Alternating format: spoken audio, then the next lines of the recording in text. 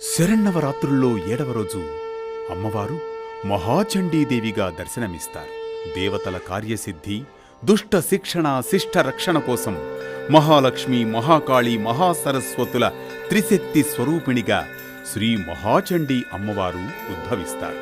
అందుకే శ్రీ మహాచండీదేవిని ప్రార్థిస్తే సకల దేవతలను ప్రార్థించినట్లేనంటారు పెద్దలు.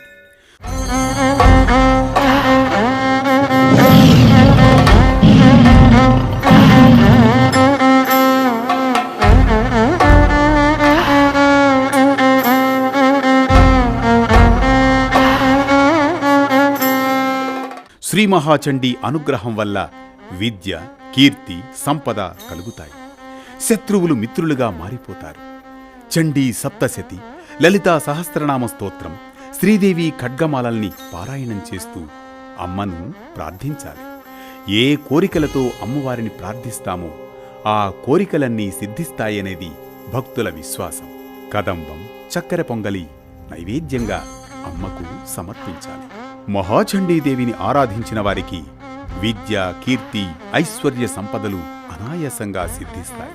భక్తుని హృదయంలో ధైర్యం, బలం, ఆత్మవిశ్వాసం నింపే తల్లి మహాచండీ.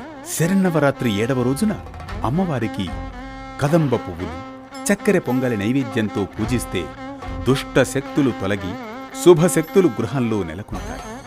ఆ తల్లి అనుగ్రహమే జీవిత విజయాల మూలాధారం. ఇది శరన్నవరాత్రి 7వ రోజున శ్రీ మహాచండీదేవిని ఆరాధించే విధానం, ఆంతర్యం.